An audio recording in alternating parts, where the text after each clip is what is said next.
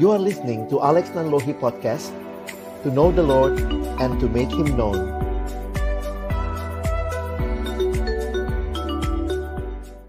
Sama-sama kita berdoa sebelum membaca merenungkan firman Tuhan.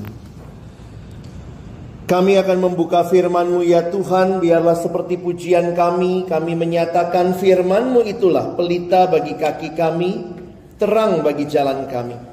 Dan biarlah firman-Mu itu yang menuntun hidup kami di tengah-tengah segala pergumulan yang kami sedang alami dan kami lalui. Kami bersyukur malam hari ini kami kembali akan belajar kebenaran firman-Mu. Tuhan tolong agar kami bukan hanya menjadi pendengar-pendengar firman yang setia, tapi mampukan dengan kuasa dari Roh-Mu yang kudus, kami dimampukan menjadi pelaku-pelaku firman-Mu di dalam hidup kami, di dalam keseharian kami. Bersabdalah ya Tuhan, kami umat-Mu sedia mendengarnya. Di dalam satu nama yang kudus, nama yang berkuasa, nama Tuhan kami Yesus Kristus, kami menyerahkan pemberitaan firman-Mu. Amin. Shalom. Selamat malam Bapak Ibu, saudara yang dikasihi Tuhan. Saya bersyukur boleh kembali melayani di Gereja Kristus Petamburan, dan malam ini temanya menantang ya. Menantang bukan hanya menantang Bapak Ibu, tapi juga saya yang menyiapkannya. Dan ini adalah hal yang sama-sama jadi pergumulan banyak orang. Dan temanya malam ini bertumbuh dalam pengampunan. Jadi salah satu ciri orang Kristen saya pikir adalah ketika saudara dan saya terus bertumbuh. Dan dalam hal apa saja kita bertumbuh? Banyak hal. Di dalam pengetahuan akan firman. Ada hamba Tuhan yang pernah bilang begini, banyak orang sudah sekolah S1, S2, S3. Mungkin kalau ada S4, S5 ya, gak mau kalah. Samsung aja S10 ya. Jadi ada orang bertumbuh di dalam ilmu pengetahuan, tapi bisa jadi dalam pengetahuan Alkitab tetap TK. Satu waktu saya datang ibadah dulu di ibadah pemuda satu gereja, lalu kemudian pendetanya meminta, mari kita buka kitab Mika. Itu anak cari kitab Mika dari awal sampai akhir khotbah, gak ketemu kitab Mikanya, selesai pendetanya khotbah. Jadi waktu pikir-pikir iya ya, memang banyak orang yang tidak bertumbuh dalam pengenalan akan Tuhan karena mungkin merasa sudah cukup jadi orang Kristen biasa-biasa saja. Di dalam emosi kita juga harus bertumbuh. Kita punya emosi yang makin hari makin kudus. Dan juga termasuk di dalam ketaatan kita. Nah, salah satunya adalah masalah mengampuni. Ya. Saya ajak kita baca malam hari ini dalam Kolose pasal yang ketiga. Mari kita buka sama-sama Kolose pasal yang ketiga. Kita akan melihat di dalam ayat yang ke-12 sampai dengan ayat yang ke-17. Kolose pasal yang ketiga, ayat yang ke-12 sampai dengan ayat yang ke-17. Kalau sudah ketemu Kolose 3-nya kita akan baca bergantian. Pria akan baca ayat 12 Kolose 3, lalu kemudian yang perempuan akan membaca ayat yang ke-13. Kita bergantian sampai nanti selesai di ayat yang ke-17. Baik, mari yang pria membaca lebih dulu ayat yang ke-12, 1, 2, ya. Karena itu sebagai orang-orang pilihan Allah yang dikuduskan dan dikasihinya, kenakanlah belas kasihan, kemurahan, kerendahan hati, kelemah lembutan dan kesabaran.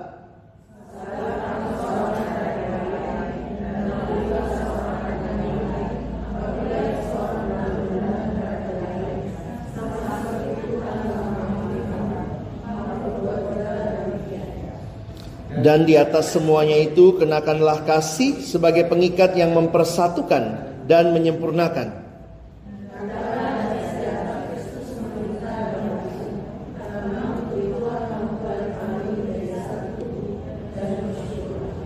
Hendaklah perkataan Kristus diam dengan segala kekayaannya di antara kamu, sehingga kamu dengan segala hikmat mengajar dan menegur seorang akan yang lain, dan sambil menyanyikan mazmur dan puji-pujian dan nyanyian rohani, kamu mengucap syukur kepada Allah di dalam hatimu.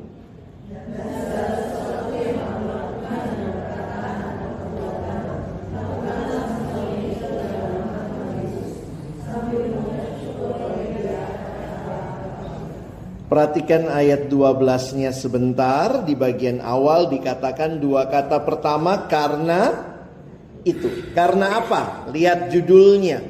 Coba lihat judul Kolose 3 ayat 5. Apa judulnya di situ Bapak Ibu?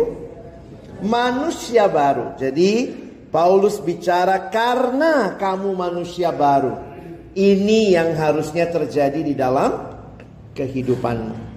Nah, saya ingin mengajak kita melihat bersama-sama. Saya siapkan satu slide buat kita, dan kita akan melihat bagaimana kuasa dari pengampunan itu. Kalau kita kembali ke awal Allah menciptakan kita, maka kita mengingat bahwa Allah menciptakan manusia di dalam relasi. Allah menciptakan manusia dalam relasi dengan Dia, tapi juga relasi dengan sesama. Pertama kali di Alkitab kita muncul kata tidak baik, itu di Kejadian pasal 2 ayat 18. Tuhan mengatakan tidak baik kalau manusia itu seorang diri saja. Ayat itu bukan cuma ayat buat yang pacar-pacaran, ya menikah, tetapi ayat itu bicara hakikat manusia sebagai makhluk sosial. Manusia makhluk sosial bukan hanya teori sosiologi, tetapi Alkitab menyatakan Allah menciptakan manusia di dalam relasi. Tapi apa yang terjadi? Dosa. Jadi ini jadi satu fakta yang manusia alami, yang menjelaskan semua dasar kehancuran, termasuk di dalam relasi. Harusnya keluarga yang begitu indah yang Tuhan ciptakan. Ini family yang Tuhan ciptakan. Family-nya jadi kayak gini, saudara ya. Kalau ini lihat Bart Simpson gitu ya, sama papanya sama mamanya. Jadi keluarga bisa kelihatan begitu rupa dalam kehancuran. Dan tidak sedikit juga masalah dalam pelayanan. Ketika melihat kondisi banyak keluarga juga, kita harus terus berdoa kepada Tuhan. Ketika terjadi orang tua yang bertengkar, ayah dan ibu, lalu kemudian biasanya korbannya itu anak-anak. Saya pikir salah satu pembangunan karakter yang paling utama itu di keluarga. Dan bayangkan kalau anak-anak tumbuh dengan melihat orang tua yang terus berantem, terus teriak-teriakan satu sama lain. Bahkan tidak sedikit juga hal yang kita sedihkan terjadi, bahkan perceraian yang Alkitab sendiri, Allah sendiri tentang. Belum lagi tindakan-tindakan mungkin KDRT, kekerasan dalam rumah tangga, sehingga juga terjadi banyak kekecewaan. Jadi waktu saya melihat, iya ya, relasi awalnya Tuhan berikan begitu indah. Tapi kelihatan indah ketika dosa yang terjadi seperti ini. Persahabatan juga indah. Tuhan berikan persahabatan satu sama lain, tapi kenyataannya yang terjadi bisa begini, saudara ya. Kayak sinetron.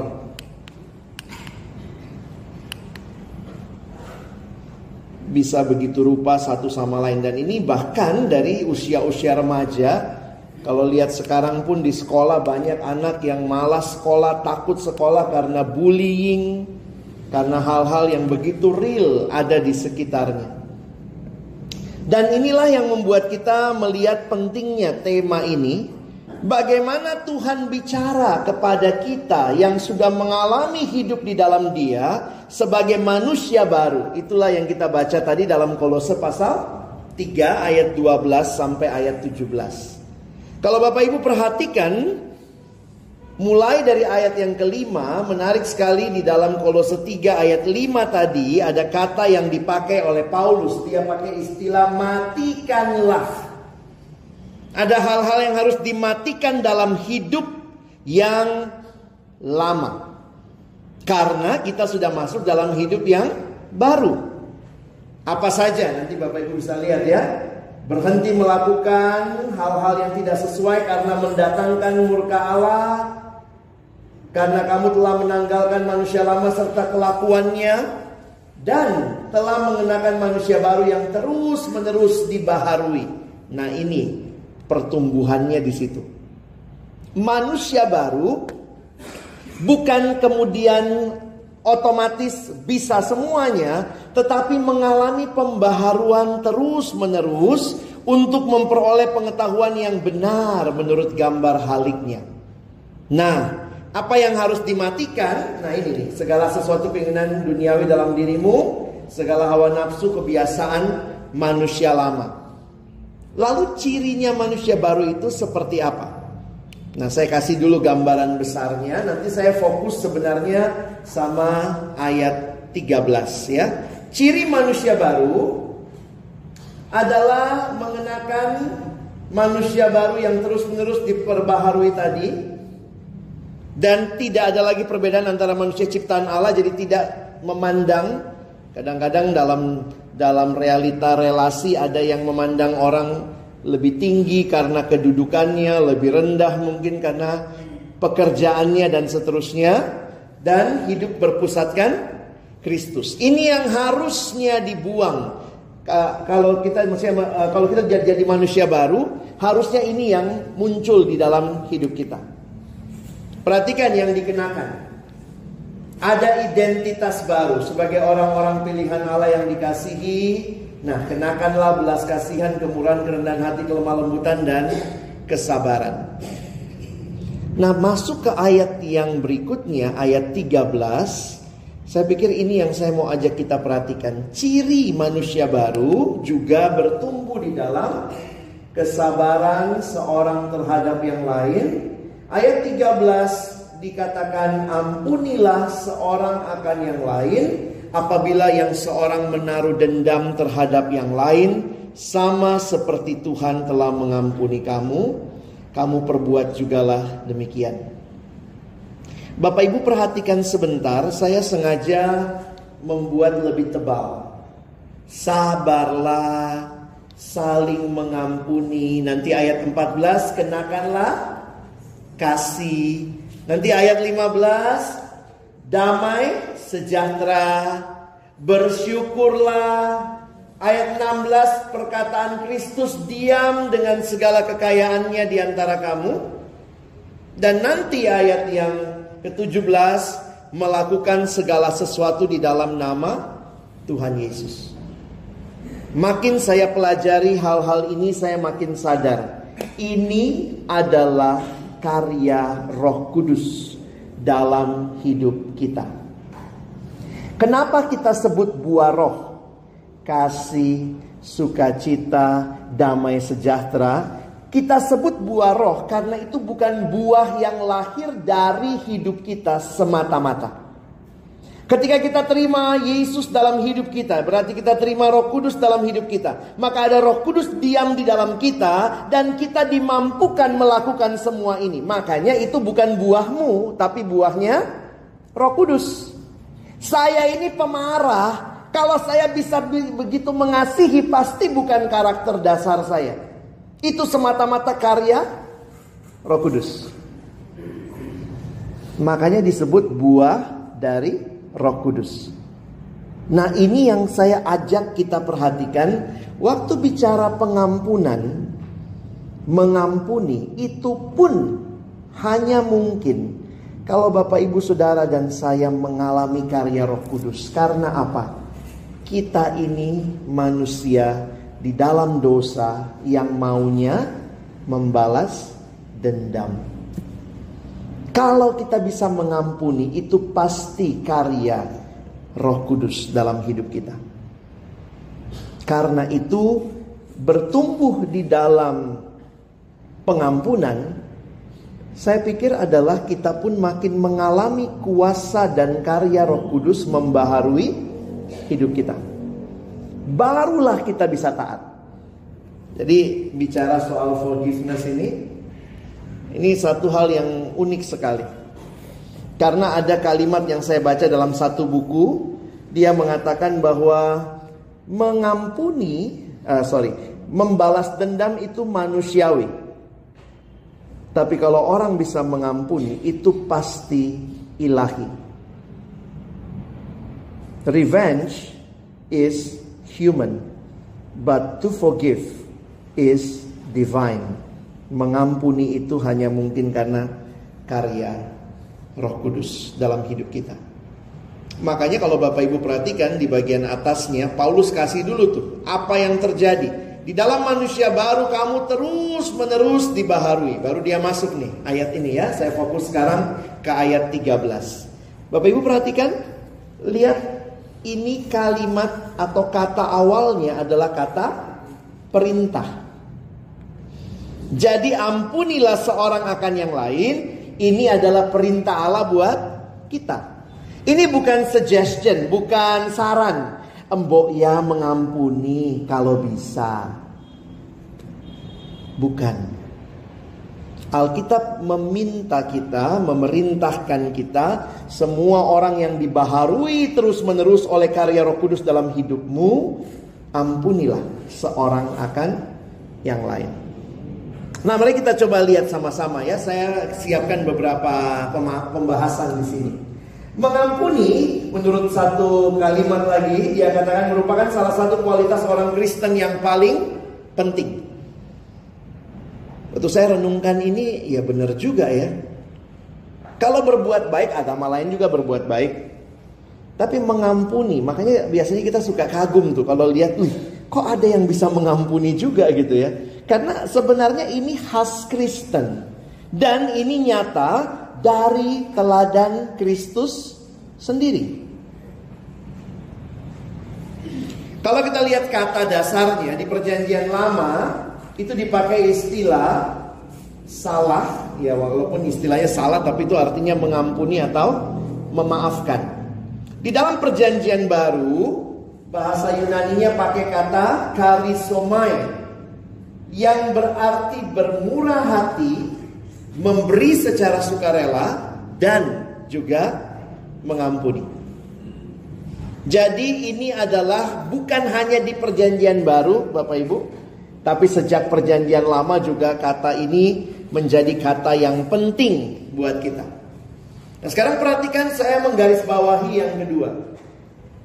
Ampunilah adalah kata perintah, tapi juga ada kata seorang akan yang lain. Kita itu makhluk sosial, pasti ada interaksi dengan orang lain. Dan karena ada interaksi, maka mungkin konflik. Itu ya logika dasar lah ya. Ini saya tulis di sini. Setiap manusia melakukan interaksi satu dengan yang lainnya. Hasil interaksi ini dapat positif, dapat pula negatif. Hasil interaksi yang negatif dapat menimbulkan salah paham, sakit hati, marah, perkelahian, dan bahkan bisa berakhir pada dendam. Jadi ini yang perlu kita sama-sama pikir-pikir ya. Bahwa selama kita masih hidup dan berinteraksi, maka kita mungkin punya kesempatan atau interaksi kita menjadi negatif. Itu mungkin. Dan saya tambah lagi nih teorinya yang menarik Bapak Ibu. Yang mungkin menyakiti kita sebenarnya adalah orang yang dekat sama kita. Benar gak? Jadi yang menyakiti kita ya yang dekat siapa? Suami, istri. Ada gak yang minggu lalu disakiti oleh Donald Trump? He's too far away, terlalu jauh. Makanya dosen psikologi saya ingatkan, yang mungkin menyakitimu adalah orang yang dekat sama kamu. Bahkan gini deh Bapak Ibu ya, kalau Bapak Ibu baperan, kesel, dendam, sebenarnya ada satu pemikiran yang sederhana. Kita bisa kesel sama seseorang, sebenarnya itu menunjukkan kita merasa dekat sama dia. Benar gak? Kalau tidak dekat, ya gak baper-baper amat, bodoh amat. Contoh nih, ini sekarang gereja dilema juga ya. Saya sih tetap yakin salaman gak masalah, sejauh yang kita salaman juga kan orangnya ya dalam Tuhan sama-sama jaga kebersihan lah ya, begitu ya. Makanya saya sebagai hamba Tuhan no problem salaman. Bapak ibu tiba-tiba misalnya nih mau salaman, terus pendetanya gak mau salaman. Terus tadi naik angkot mau salamin supirnya, terus supirnya gak mau salaman. Sakit hatinya mana? Lebih sakit hati sama yang mana? Sama pendeta atau supir angkot? Enggak juga kali ya. Poinnya begini loh, belum tentu Bapak Ibu punya relasi dekat sama supir angkotnya kan? Jadi kalaupun salaman apa poinnya gitu. Tapi kalau salaman dia nggak ngebales, dengan pendeta nggak ngebales salaman, rasanya kita malah baper. Kenapa sih kok nggak balas salaman saya?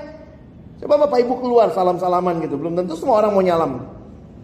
Nah poin saya adalah kita tuh berasa kesel karena kita merasa saya punya relasi dengan dia. Nah makanya waktu saya pelajari ini, iya ya. Coba ingat-ingat lagi, kenapa kita marah? Karena kita ngerasa misalnya begini. Kalau memang keluarga harusnya dia bantu kita dong. Nah itu kan asumsi kita. Karena keluarga dia mestinya bantu kita. Jadi kalau saya kesel dia nggak bantu. Tapi coba, apa saudara kesel sama tetangga yang nggak bantu? Bodoh amat, tetangga nggak bantu, nggak ada hubungan. Tapi kalau dia keluarga harusnya bantu, misalnya gitu. Jadi akhirnya saya melihat memang relasi-relasi yang spesial buat kita dalam interaksi mungkin terjadi hal yang negatif, interaksi yang negatif. Nah, di dalam psikologi sebenarnya ya, pertanyaan ini seringkali ditanya. Gimana bisa maafin dia kalau itu sangat menyakitkan? Nah, ada faktor-faktor yang menyebabkan orang sulit mengampuni. Saya kasih beberapa faktor, Bapak Ibu bisa lihat juga. Kalau punya pergumulan mengampuni, coba sambil evaluasi diri ya. Biasanya orang yang sulit mengampuni ini telah dilukai hingga cacat. Nah itu juga susah diampuni, mengampuni ya. Makanya dalam relasi yang dekat hati-hati ya. Kadang-kadang anak ke orang tua ke anak. Ada anak yang pernah dipukul papanya, karena dipukul sejak itulah ada bekas luka yang besar. Wah itu biasanya akan sulit mengampuni. Atau masa kecilnya sulit untuk memaafkan orang lain, jadi terbawa hingga dewasa. Ini saya makin sadar juga ya, kadang-kadang ini masalahnya di orang tua ya. Tidak ada anak yang manja, yang ada adalah orang tua yang memanjakan. Saya ulangi, tidak ada anak yang manja sebenarnya. Yang ada adalah orang tua yang memanjakan. Hati-hati kalau kita mendidik anak juga berlebihan, yang membuat anak tidak pernah merasa dia salah dan harus minta maaf. Udah jelas-jelas dia ambil mainan anak orang. Terus kita bilang, ih jago ya kamu ya, kamu ambil deh mainan itu semua. Oh gak apa-apa, anak papa pinter, ambil semua. Ini orang tua apa? Kadang-kadang saya ngelihat orang tua sekarang tuh, saya bilangnya berlebihan. Kok bisa begitu ya? Kalau zaman saya sih paling banter gitu ya. Kalau orang terlalu manja anaknya, kalau anaknya jalan terus kemudian tiba-tiba kepentok kursi. Nah orang tua kalau anak sudah cukup gede harusnya ajarin, ingat ya, lain kali kalau jalan hati-hati. Tapi kadang-kadang orang tua gitu, memang nih kursi salah ya, pukul kursi ya, dedek nggak salah, kursi yang salah. Hati-hati, karakter yang terbentuk adalah anak sampai kapanpun nggak pernah bisa minta maaf. Kenapa? Saya nggak salah, yang salah semua di luar dirinya. Jadi memang kita mesti ngajarin. Kadang-kadang kalau masih kecil oke lah ya. Mungkin umur 2 tahun. Aduh kacian kena kursi ya. Nakal nih ya, nakalnya. Tapi kalau udah 16 tahun kepentok kursi, nakal kursinya. Papa mamanya masih pukul. Bapak ibu yang gila gitu. Nah, jadi ada berkenaan dengan perkembangan kejiwaan. Kejiwaan yang belum berkembang dengan baik sehingga belum bisa mempercayai orang, dan hal ini pun membuat dia sulit untuk mengampuni orang lain. Seringkali ini juga memang banyak masalah psikologis di dalamnya. Nah, mungkin masih ada sih hal-hal lain, tapi saya coba pikir, mari coba searching lagi. Kadang-kadang dendam itu diturunkan dari generasi ke generasi. Itu juga ngeri ya. Gak ada yang pergi ke rumah ommu ya. Gak ada kita injakkan kaki. Mamanya, papanya bilang itu ke anak. Turunkan dendam gitu ya. Kau ingat dulu, sakit banget kita ini. Sakit sekali. Wah. Jadi akhirnya sekarang gak boleh pergi ke rumahnya dia. Anaknya dilarang semua. Saya pikir ini kok kayak film kungfu ya. Yang bikin film silat dulu berseri-seri apa? Dendam kan? Makanya gitu juga ya, jadi dendam diturunkan. Tapi memang itu ya kali yang bikin film silat panjang ya. Karena kalau gak ada dendam, seri 1 habis gitu ya. Apa lu? Lu Kristen? Gue juga. Oh, udah dalam Yesus kita bersaudara. Gak jadi dia, dendamnya gak turun gitu ya. Tapi inilah realita bahwa interaksi antar manusia mungkin akan membuat kita mengalami interaksi yang negatif, ya. Nah, bagian terakhir, bagi saya ini sangat menantang. Apa dasarnya kita diminta mengampuni? Pengampunan itu perintah. Itu adalah konsekuensi relasi kita, karena mungkin kita mengalami interaksi negatif dengan orang lain. Tapi dasarnya adalah sama seperti Tuhan telah mengampuni kamu, kamu perbuat jugalah demikian. Jadi gimana menghayati ini ya? Atau dengan bahasa lain saya pakai kalimat begini, persis kayak doa Bapa kami kan. Yang sanggup mengampuni sebenarnya adalah orang yang sudah mengalami pengampunan dari Tuhan. Atau kalau saudara minta pengampunan dari Tuhan, maka saudara berarti siap mengampuni orang lain.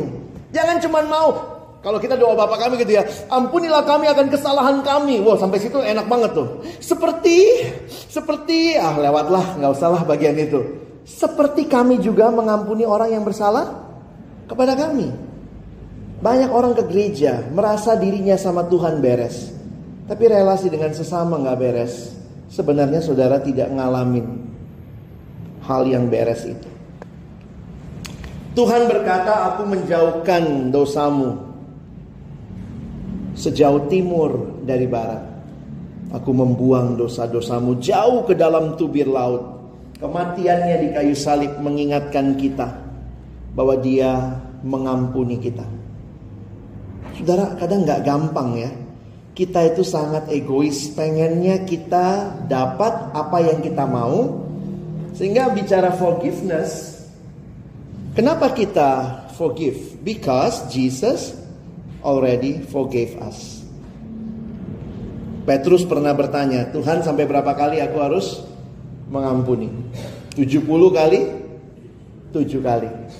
Sebenarnya Tuhan Yesus mau jawab ya terus menerus gitu ya. Saya jadi ingat pengalaman pelayanan satu waktu ketemu seorang ibu dalam retret. Setelah retret, setelah saya bawa sesi, kemudian dia datang sama saya loh. Dia bilang, Pak Alex boleh gak saya cerita? Wah, ini ibunya, tante ini penampilannya Kristen banget gitu ya. Pakai kalung salib gitu. Baiklah perawakannya. Tiba-tiba dia ngomong gini, saya mau sharing Pak. Oh iya silakan Bu. Pak, saya ini orang baik Pak. Baru mulai sharing udah dia orang baik, mari kita tutup doa, kan gak ada masalah berarti kan. Terus kemudian baru dia cerita, tapi begini Pak, ada masalah Pak. Oh ada, iya. Masalahnya adalah dia lagi patungan sama temennya, mereka buka usaha bareng, tapi entah kenapa dia merasa temannya itu menipu dia. Dia bilang, Pak, sakit hati saya Pak. Terus kemudian dia bilang lagi gini, inilah manusia ya, membanggakan dirinya. Saya itu orangnya percayaan Pak sama orang, tapi sekali dikhianati Pak, nggak bisa saya Pak, nggak bisa saya. Oh gitu, saya dengerin gitu. Terus dia bilang, kemarin dia datang Pak, mau baik-baikin saya. Sorry ya, saya susah Pak. Saya kalau orang baik sama saya Pak, saya bisa lebih baik sama dia. Tapi kalau orang jahat sama saya Pak, Saya bisa lebih jahat dari dia. Saya pikir, tante, salibnya muncul tanduk. Dan ini yang kita biasa dengar kan, dari pengalaman orang. Saya ini baik. Kalau orang baik sama saya bisa lebih baik sama dia. Tapi kalau orang jahat sama saya, loh, ini sinetron Putri yang Tertukar. Panjang serinya. Tapi itulah, manusia selalu merasa dia lebih baik daripada sesama. Sehingga sulit, mengampuni itu memang jadi barang langka. Makanya waktu saya pelajari hukum di Perjanjian Lama, saya baru ngerti ternyata ada yang namanya hukum pembatasan hukuman. Atau ada hukum yang namanya retaliation law. Bapak Ibu kan pernah lihat ya di Alkitab ada kalimat misalnya, mata ganti mata, gigi ganti gigi. Itu bukan hukum yang ngeri dalam arti begini. Ih, ngeri banget sih Tuhan ini, masa mintanya mata ganti mata? Sebenarnya itu hukum dalam hidup sehari-hari. Itu pembatasan hukuman. Karena Tuhan tahu balas dendam itu sangat mengerikan. Makanya Tuhan bilang sama Israel, kalau yang rusak matamu gantinya apa? Mata orang itu. Selesai kan? Kita maunya apa? Kalau rusak mata saya rusakkan matamu, mata mamamu, mata bapakmu, kakinya, kepalanya. Nah itu manusia. Jadi saya waktu ngeri, oh pantas itu hukum yang membatasi. Tuhan bilang kalau yang rusak gigimu gantinya gigi. Jangan gigi, kepala, pundak, lutut kaki. Coba deh kita jujur aja. Kita pengennya apa? Kalau kita disakiti maunya orang itu harus dapat lebih sakit. Tuhan kayak udah baca gitu ya. Saya waktu dulu baca, saya suka bilang, ini Tuhan ini kejam banget. Mata ganti mata, gigi ganti gigi. Oh itu toh maksudnya. Ternyata manusia ini terlalu sulit mengampuni. Kenapa kita perlu mengampuni? Ada kuasa di dalam pengampunan. Kuasa apa? Kuasa Allah yang bekerja mengubahkan kita, membaharui relasi, saudara. Coba lihat sebentar ya, mengapa penting mengampuni? Penting mengampuni karena kita bisa berbuat salah, jangan sombong. Barang siapa di antara kamu tidak berdosa, hendaklah ia yang pertama melemparkan batu pada perempuan ini. Masih ingat waktu Yesus bilang gitu? Lalu semua pada pergi ya. Kalau Bapak Ibu hidup sudah sempurna, maka Bapak Ibu gak perlu lagi mengampuni, karena sudah sempurna. Tapi kita mungkin salah. Termasuk kami hamba Tuhan mungkin salah. Itu sikap yang sepatutnya. Karena kita sudah diampuni. Dan itu konsekuensi untuk menikmati pengampunan dari Allah. Sebenarnya ada beberapa ayat dikatakannya, kalau engkau mau berdoa, hendaklah masuk dulu, jikalau sekiranya dalam hatimu ada yang belum kau ampuni, ampunilah dulu. Itu menikmati pengampunan dari Allah. Jadi waktu ibu itu ngomong begitu ya, saya itu susah Pak. Jadi menurut Bapak saya mesti gimana? Itu ya, masalah-masalah lo yang bikin pusing, pendetanya ditanya gitu ya. Jadi menurut Bapak saya mesti bagaimana? Saya bilang ya ibu mesti belajar mengampuni. Susah saya Pak. Nah saya bilang sama dia lah, coba Bu, kalau misalnya Tuhan yang ngomong, sekali kau bikin salah, saya gak bisa ampuni kamu. Kadang-kadang kita maunya kalau dia bikin salah sama saya satu kali, saya gak bisa ampuni dia. Tapi kalau saya bikin salah, Tuhan ampunin terus ya. Jangan lupa ampunin terus. Makanya kalimatnya, ampunilah kami akan kesalahan kami, seperti kami juga mengampuni orang yang bersalah kepada kami. Apa pentingnya mengampuni? Itu diperlukan dalam hidup persekutuan. Selama Bapak Ibu masih di gereja, maka persekutuan kita masih di keluarga, suami, istri, anak, orang tua, mertua gitu ya. Ya kita butuh itu. Ada yang nanya, siapa pria paling bahagia di dunia? Katanya pria paling bahagia adalah Adam. Nggak punya mertua. Hawa juga gitu ya. Hawa juga nggak punya mertua ya. Karena waktu saya dengar joke begitu, saya pikir mertua itu ngeri banget kali ya. Atau juga banyak bapak ibu yang kayaknya apa? Oh sorry, gue sama menantu gue ciong nih, ciong. Terus ada lagi udah Kristen masih gitu. Iya, kami sionya beda. Kami sionya memang ciong. Hah? Lu hidup di bawah naga? Kita anak Tuhan, orang Kristen harus bisa belajar mengasihi dan mengampuni. Selama kita masih hidup dalam persekutuan, kita butuh saling mengampuni. Penting bagi hidup sosial, karena konsep shalom, kalau Bapak Ibu kan kalau kita misalnya kasih salam shalom, shalom itu artinya apa? Damai sejahtera, peace. Berarti tadi siang saya baru khotbah tentang shalom. Jadi shalom itu berarti keselamatan, damai sejahtera, tidak adanya perang, aman, nyaman, itu shalom. Makanya di beberapa gereja ada salam damai. Mari kita salam damai. Saya nggak tahu nih habis corona salam damainya gimana ya. Gitu kali ya. Tapi gimana tuh kalau kita tidak benar-benar menyelesaikannya? Dan nah ini baik untuk kesehatan jiwa dan badan. Kalau kita mengampuni sebenarnya jadi menarik Bapak Ibu ya. Kita nggak simpen lagi di hati kita. Kadang-kadang lucunya begini kan. Kita kesel sama dia. Kita nggak bisa tidur, yang kita keselin tidur nyenyak. Bodoh kan? Bodoh banget itu. Bikin kita naik darah tinggi. Gue kesel banget sama dia. Yang dikeselin nggak tahu diri. Santai-santai aja. Lu kesel sama gue? Masa lalu. Gitu ya. Kadang-kadang saya mikir iya juga ya. Nah, apa yang harus kita lakukan? Ya mengampuni. Mengampuni itu bagian kita. Karena saya pakai kalimat ini ya. Forgiveness can transform our relationship with God, with others, and even with ourselves. Bukan hanya dengan Allah saja, tapi juga dengan sesama dan bahkan dengan diri kita. Nah, bagaimana kita bisa mengampuni, Bapak Ibu? Nah, ini beberapa hal aja. Lihat hidup dalam perspektif Allah. Belajar dari Yusuf. Yusuf tuh ngampunin abang-abangnya ya. Saya pikir sakit banget gitu ya. Jadi adik, memang waktu kalau Bapak Ibu pelajari itu ada masalah disfungsi keluarga juga ya. Habis papanya ini banget ya.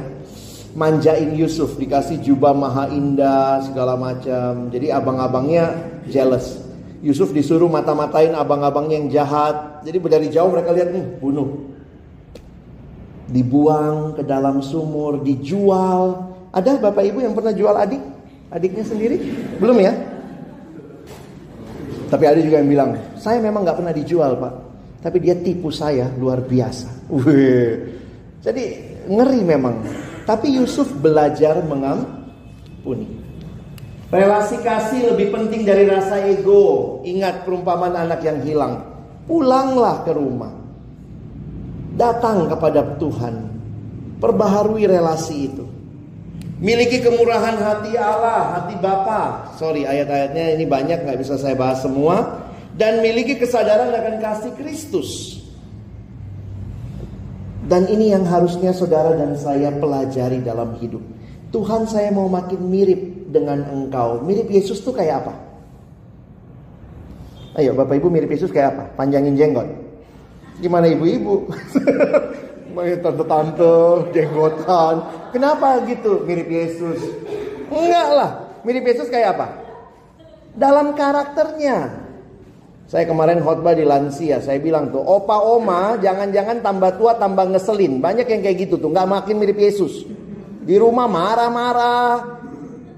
Ini saya mau tantang nih, opa oma di sini. Makin tua makin mirip Yesus nggak? Berarti makin mengampuni. Karena Yesus mengampuni.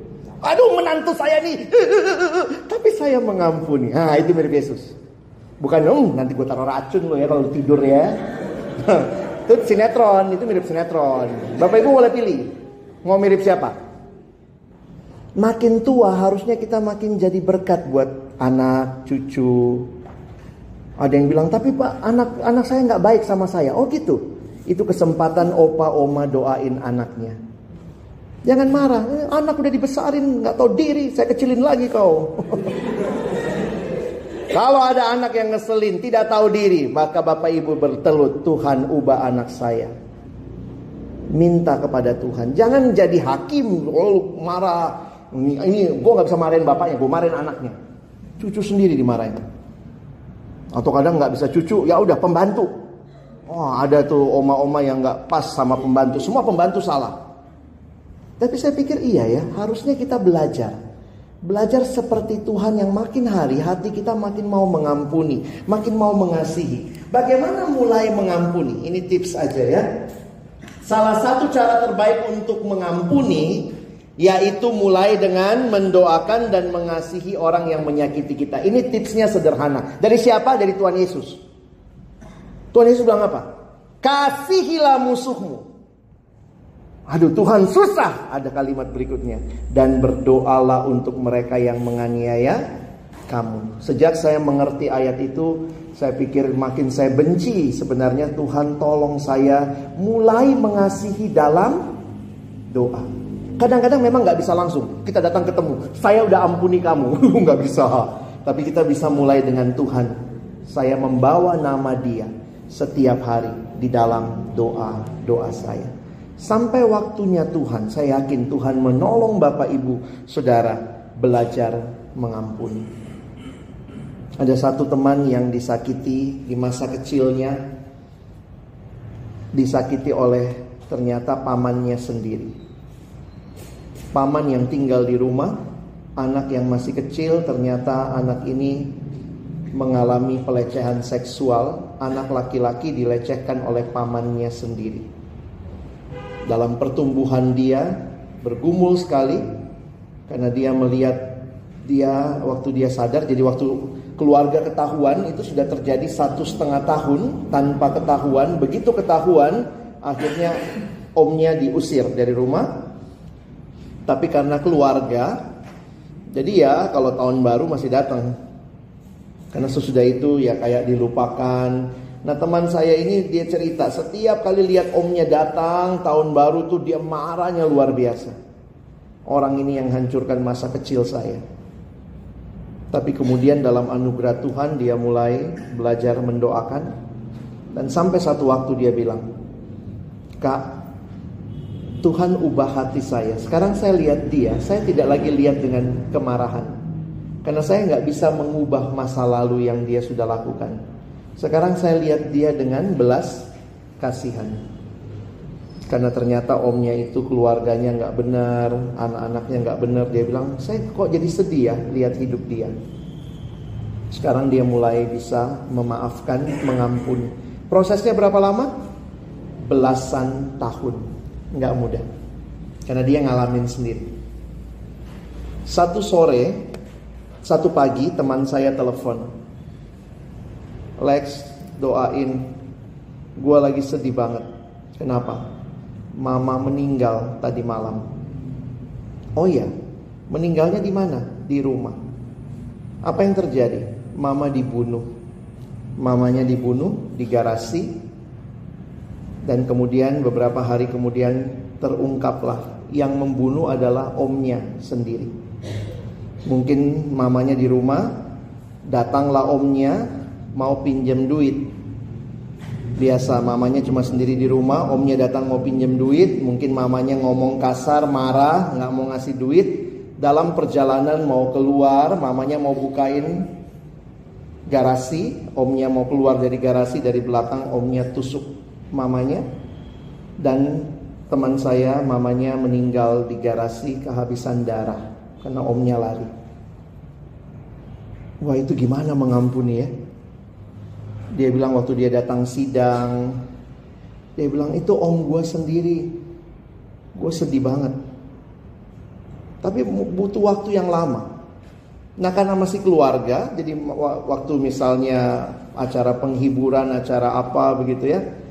Kalau acara-acara keluarga masih datang tuh istrinya, kan suaminya udah di penjara, istrinya dan anaknya. Dan dia bilang, gue tiap kali lihat anaknya juga kesel, Lex. Anaknya mirip banget sama bapaknya, mukanya.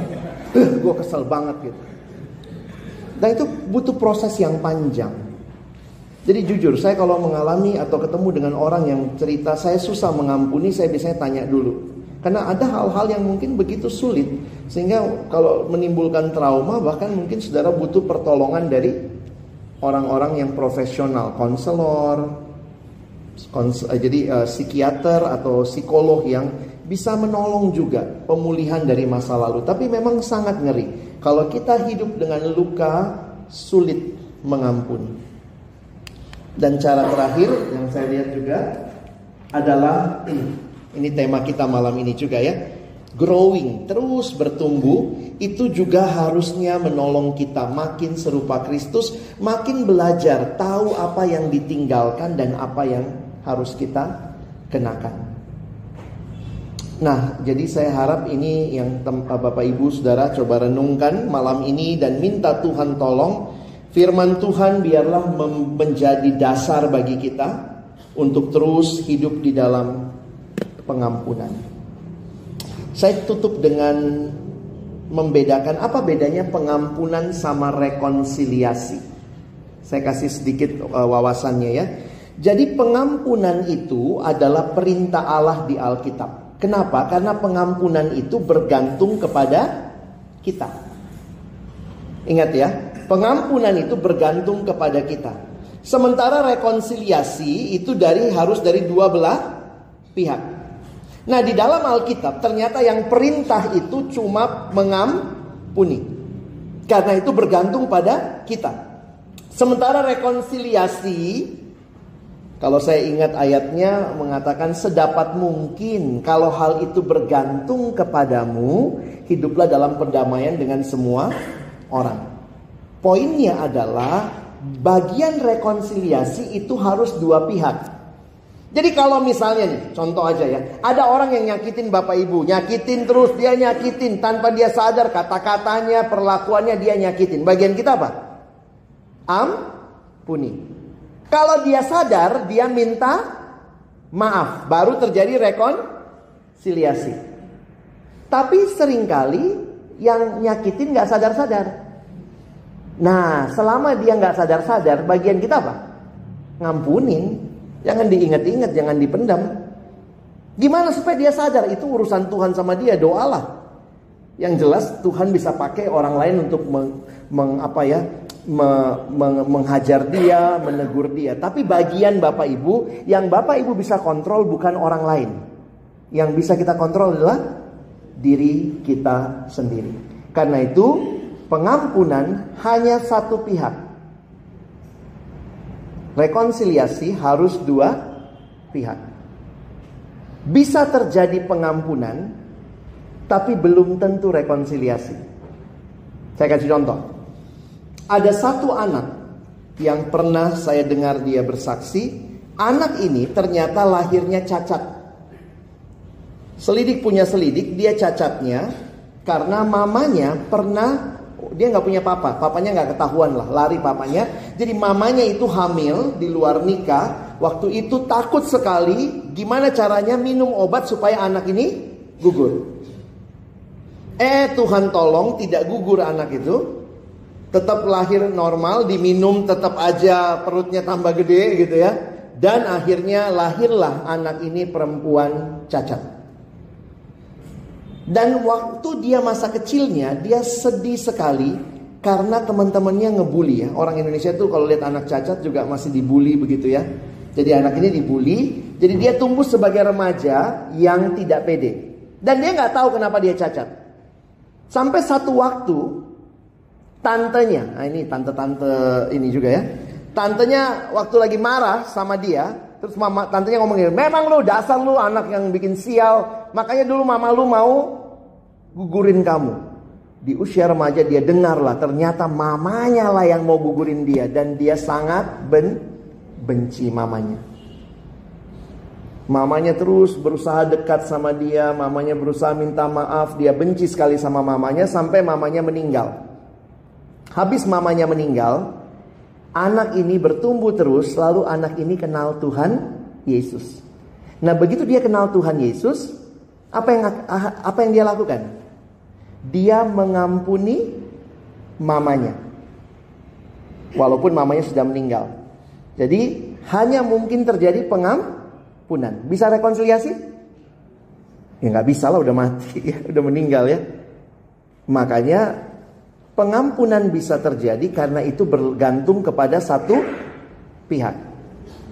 Tapi rekonsiliasi selalu harus dua pihak. Di beberapa kesempatan orang yang nyakitin kita mungkin sampai dia mati nggak pernah minta maaf. Bagian kita apa? Ampuni. Karena itu yang Tuhan berikan sebagai perintah bagi kita. Saya selesai di sini. Apakah ada Bapak Ibu mungkin yang mau memberikan 1-2 pertanyaan?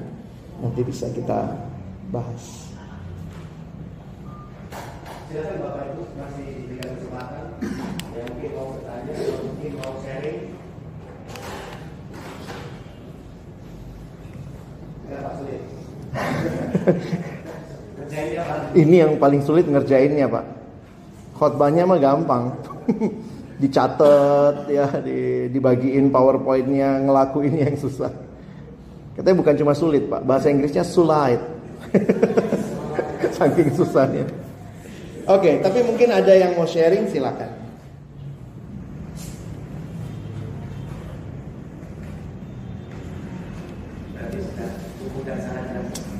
Semoga pulang kita menjadi pelaku-pelaku firman. Karena saya pikir kalau Tuhan minta dan perintahkan, itu berarti Tuhan kasih kekuatan. Roh Kudus adalah roh yang memampukan kita untuk bersaksi. Saya tutup dengan slide ini. Ini yang tadi saya bilang ya. Kenapa bagi kita pengampunan itu mungkin? Forgiveness is possible because God acts to take away the sin that make us guilty. Kalau Tuhan bisa singkirkan dosa kita, berarti Dia ampuni kita. Maka kita pun dimampukan harusnya untuk bisa mengampuni. Bertumbuh makin serupa Kristus. Dan Kristus yang mengampuni. Dari kayu salib Dia bilang apa? Ya Bapa, ampunilah mereka karena mereka tidak tahu apa yang mereka perbuat. Prajurit Romawi tidak pernah minta maaf, tapi Yesus mengampuni. Demikian juga dengan kita. Mari kita berdoa. Tuhan, terima kasih banyak buat kebenaran firman-Mu. Biarlah sungguh kami yang mendengarnya boleh makin melihat apa yang menjadi rencana Tuhan secara khusus di dalam kehidupan kami. Kami terus berdoa, mampukan kami untuk bukan hanya mendengar banyak firman, tapi Roh-Mu yang kudus mampukan kami menjadi pelaku-pelaku firman di dalam kehidupan kami. Terima kasih jika ada di antara kami yang masih bergumul dengan pengampunan. Tuhan, tolong kami mulai dalam doa. Doa-doa yang kami naikkan menyatakan kami mau bergantung, berserah kepadamu. Mampukan kami untuk bisa hidup, mengasihi dengan sungguh-sungguh, mengampuni seperti Kristus telah mengampuni kami. Di dalam nama Tuhan Yesus kami bersyukur untuk firman-Mu. Amin.